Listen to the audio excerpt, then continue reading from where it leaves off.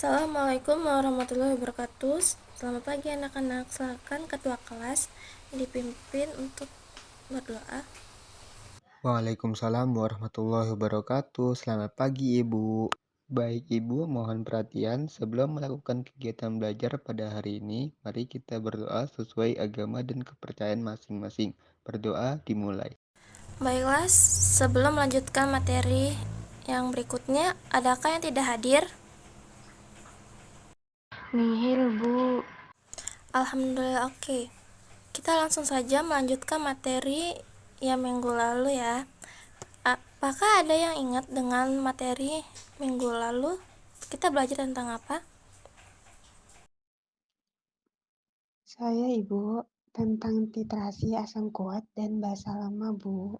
Ya, bagus sekali, ternyata ada kalian ingat ya. Oke, jadi kita sudah belajar tentang titrasi asam kuat dan titrasi asam kuat dan basa kuat, titrasi asam kuat dan basa lemah.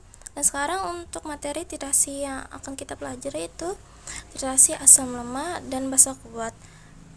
Adakah yang ingin menyebutkan contoh asam lemah? Sudah, Bu. Wah, semangat sekali ya kalian. Coba sebutkan 3 contoh asam lemah. Saya, Ibu, contoh asam lemah itu ada HF, CH3COOH, dan HCOOH, Bu. Benar, jadi contoh dari asam lemah itu adalah HF, CH3COH, dan HCOH. Selanjutnya ada yang bisa menyebutkan dari basa kuat? Saya, Ibu. Saya, Bu. Contoh basa kuat itu ada NaOH, KOH, dan CaOH 2 kali. Ya, jawabannya bagus. Alhamdulillah kalian masih ingat ya. Baiklah, untuk melanjutkan materi titrasi asam lemah basa kuat, coba kalian perhatikan LKPD yang telah Ibu berikan. Baiklah, dari LKPD yang telah Ibu berikan, silakan kalian diskusikan dengan kelompok kalian yang kemarin. Ibu berikan waktu untuk memahami wacana tersebut, lalu cobalah untuk menentukan variabel, alat, dan bahan, serta membuat prosedur percobaan dari LKPD yang telah Ibu berikan kepada kalian. Dan kalian Ibu persilakan untuk mencari literatur dari mana saja. Baik, Bu. Assalamualaikum warahmatullahi wabarakatuh. Selamat pagi anak-anak. Waalaikumsalam warahmatullahi wabarakatuh. Selamat pagi, Ibu. Oke, baiklah, pertemuan kemarin Ibu kan sudah memberikan LKPD, titrasi lemah dan basa kuat kepada kalian, dan Ibu juga sudah meminta kalian untuk menentukan variabel, alat, dan bahan, serta membuat prosedur percobaan. Sekarang, apakah ada yang ingin menentukan variabel, bebas, kontrol, dan terikatnya? Silakan angkat tangan. Saya, Bu. Untuk variabel bebasnya, volume larutan NaOH 0,1 molar, karena variabel bebas adalah sesuatu yang mempengaruhi dari hasil reaksi.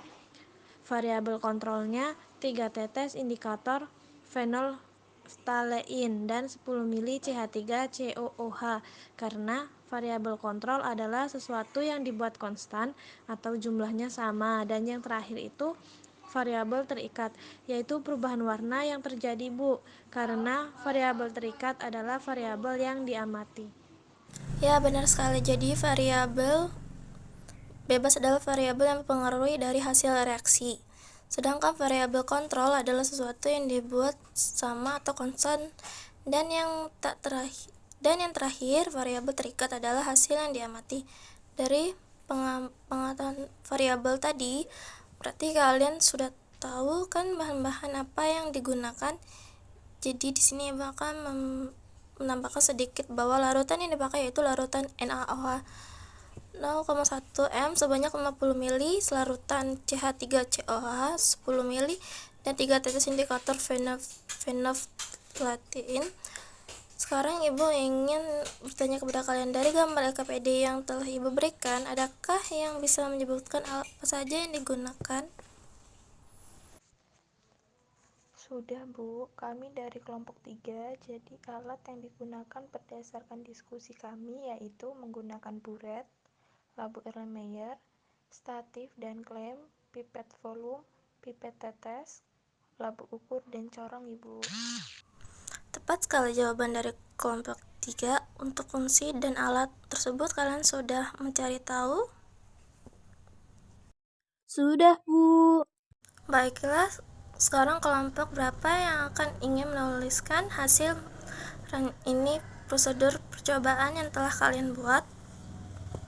Kami dari kelompok 3, Bu.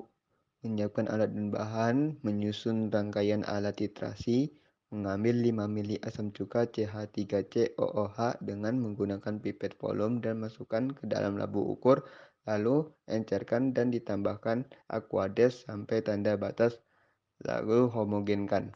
Bagus sekali jawaban kalian kelompok 3. Baiklah, kalau begitu kita akan menuju ke laboratorium dan memulai percobaannya. Sebelum itu kenakanlah perlengkapan praktikum kalian dan lakukan percobaan dengan hati-hati.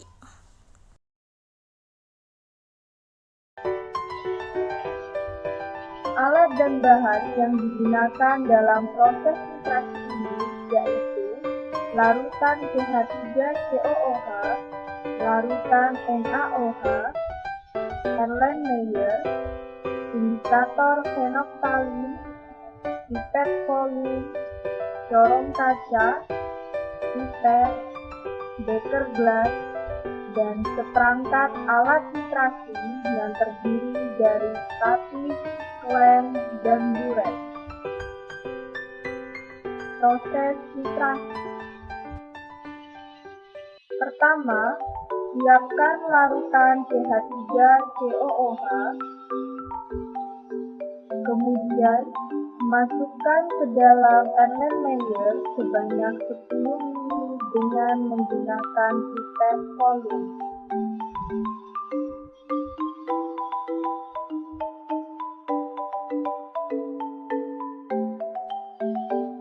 Kemudian, tambahkan indikator fenoktalin sebanyak 3 tetes ke dalam larutan CH3COOH dengan menggunakan pipet tetes.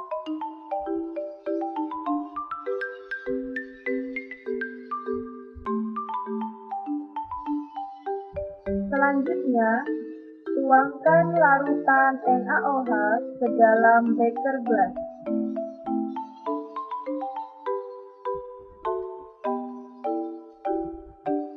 Kemudian, tuangkan ke dalam buret menggunakan corong kaca sampai batas ukur.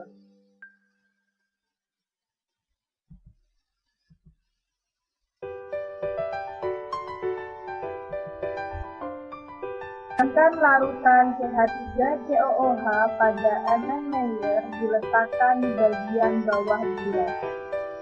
Setelah itu, lakukan filtrasi larutan CH3COOH oleh NaOH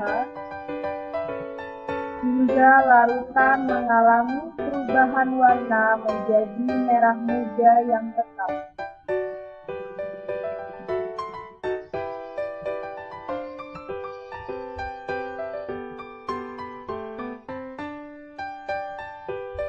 Terakhir, catat volume larutan NaOH setelah filtrasi.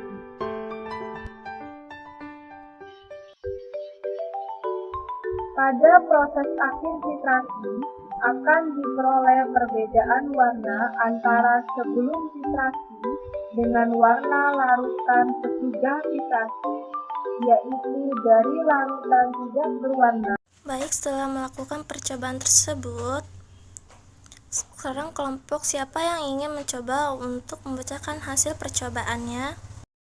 Jadi, hasil dari percobaan kelompok kami adalah volume larutan CH3COOH yang sebesar 10 ml, terdapat volume larutan NaOH 0,1 molar yang digunakan berbeda-beda.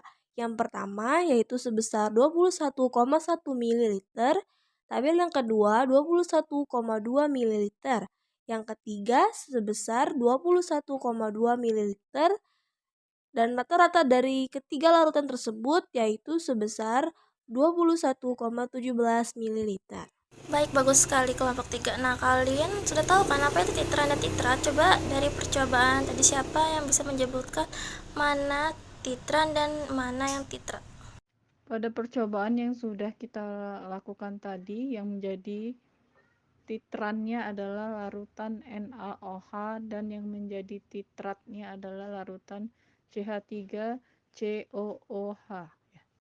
Baiklah, kemudian pada percobaan yang kalian lakukan tadi, apakah terdapat reaksi atau perubahan yang telah diamati? Terdapat perubahan warna pada larutan, yaitu ketika larutan CH3COOH ditetesi indikator, ia tak berwarna, namun ketika ditetesi larutan NaOH menjadi larutan berwarna merah muda. Lalu titrasi dihentikan, Bu. Betul sekali. Nah, untuk mencari nilai konsentrasi CH3COOH dari titrasi dengan menggunakan data yang telah diperoleh melalui persamaan reaksi dan perbedaan konvensi, ada yang ingin menuliskan persamaan reaksi pada percobaan tadi? Saya Ibu, jadi reaksinya adalah CH3COOH aqueous ditambah NaOH aqueous bereaksi menjadi CH3COONA aqueous ditambah H2O liquid, Ibu. Ya, betul sekali. Jadi, adakah yang menyebutkan apa itu titrasi asam lemah dan basa kuat? Saya Bu, titrasi lemah basa kuat adalah metode yang digunakan untuk mengetahui konsentrasi asam lemah yang belum diketahui konsentrasinya atau kadar suatu larutan menggunakan larutan basa kuat yang sudah diketahui konsentrasinya dengan bantuan indikator sampai tercapai titik akhir titrasi. Ya, betul sekali. Jadi, dengan menggunakan metode titrasi ini kita dapat mengetahui konsentrasi atau kadar suatu larutan asam lemah yang belum diketahui konsentrasi itu dengan cara menggunakan menambahkan atau mereaksikan larutan baku larutan basa kuat yang telah diketahui dengan tepat konsentrasi ke dalam larutan asam lemah dengan bantuan indikator hingga mencapai titik akhir titrasi. Baiklah, waktu pelajaran sudah habis. Ibu akhiri sampai di sini pertemuan kali ini. Silakan lanjut ke mata pelajaran berikutnya. Jangan lupa untuk membaca materi selanjutnya yang akan dipelajari buat minggu depan. Ibu akhiri. Wassalamualaikum warahmatullahi wabarakatuh.